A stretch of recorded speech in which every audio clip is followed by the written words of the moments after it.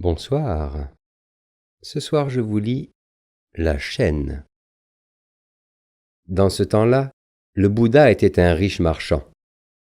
Il entra un jour sur la place d'une ville où se tenait le marché et vit une femme assise derrière son étalage de tissus et de rubans. Il reconnut que dans une vie passée, elle avait été un homme, et cet homme avait été un de ses plus grands amis. Alors il s'approcha de son étal, s'arrêta comme aurait fait un client et sourit en la regardant. La femme envoya aussitôt son enfant chercher un siège pour ce client-là. Le marchand, cependant, ne cessait de la regarder avec une expression amusée. Elle se sentit étonnée puis gênée par cette attitude. Aussi, quand enfin son propre enfant apporta le siège qu'elle avait demandé, elle le gifla. Le marchand éclata de rire. À côté d'eux, un petit garçon jouait du tambourin et sautait et gambadait joyeusement. Le marchand sembla trouver ce spectacle très amusant. Un peu plus loin, un fils dont le père était très malade offrait un bœuf en sacrifice. Cela fit rire le marchand de nouveau. À ce moment, une jeune mère traversa la place.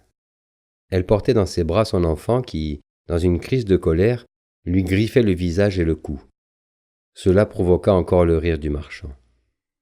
« Je ne comprends pas comment vous pouvez rire de tout ce que vous voyez, s'écria la femme. Enfin, expliquez-moi, qu'y a-t-il de si amusant ?»« Ce qui m'amuse, c'est que vous m'avez oublié, répondit le marchand. Pourtant, vous et moi, nous avons été de bons amis autrefois. J'ai ri quand vous avez levé la main sur votre fils parce que, dans cette vie passée où nous étions amis, il se trouvait être votre père, et voici qu'après seulement quelques dizaines d'années, vous ne le reconnaissez pas. Le garçon, à côté de nous, qui joue du tambourin, dans une autre vie était un bœuf. Il s'est réincarné dans le fils de son maître. Or, on s'est justement servi de la peau du bœuf pour la tendre sur ce tambourin. Si j'ai ri, c'est que ce garçon ignore qu'il tape sur son ancienne peau. La jeune mère dont le visage est griffé par son enfant était autrefois une danseuse et son bébé aussi. Elle se jalousait, cherchait à s'humilier. De les retrouver dans les bras l'une de l'autre m'a fait rire.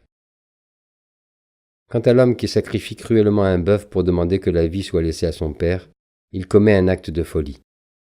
Préserver la santé au prix de la mort est très mauvais. C'est comme si on voulait guérir un malade avec du vin empoisonné. Quand ce père mourra, il sera un bœuf, il connaîtra des souffrances et la mort. L'animal sacrifié, lui, sera dans sa prochaine vie un brave homme. Ce que je voyais sur cette place m'a donné envie de rire. Tout change, tout se transforme, tout est impermanent. Mais bonheur et malheur, récompense et châtiment suivent nos actions comme l'ombre suit le corps, comme l'écho suit le son.